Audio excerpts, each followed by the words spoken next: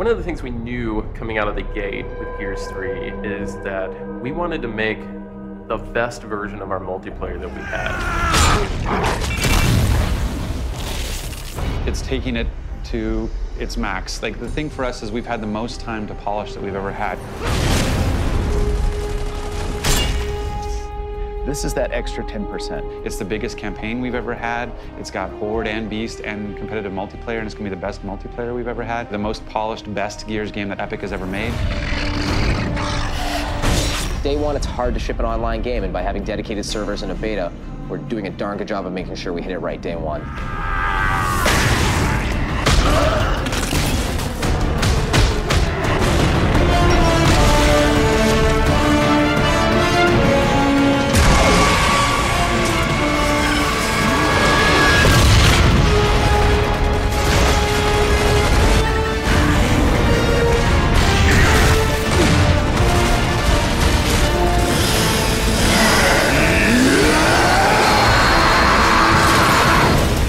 People ask me all the time, is Gears 3 going to play like Gears 1 or is it going to play like Gears 2? Gears 3 is going to play like Gears 3. Gears 1 was really fast, and we slowed down Gears 2 a little bit in terms of trying to, again, to make it more accessible. And we felt like, you know, I think a lot of feedback we've gotten from players is that we felt like the pendulum swung too far, and so we've found this middle ground. I think we found the sweet spot.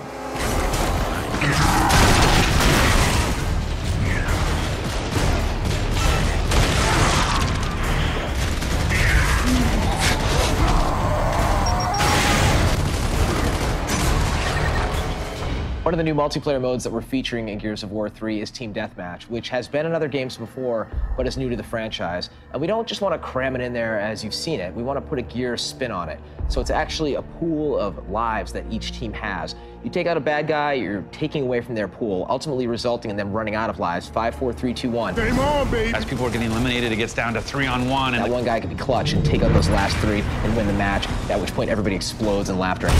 Who's next?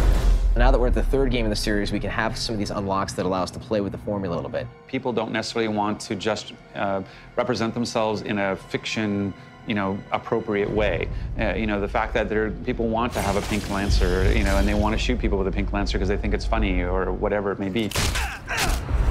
One of the incredible benefits of being able to do a beta for this multiplayer is that it's going to allow us to polish the entire multiplayer experience. We have put so many hooks in this game to know how many people are being hit with which weapon's doing the most damage, who's being downed on which part of the map, who's being executed, are people executing. All of the stuff is being compiled in the back end so we can look at that and make a proper decision about how to balance the full game.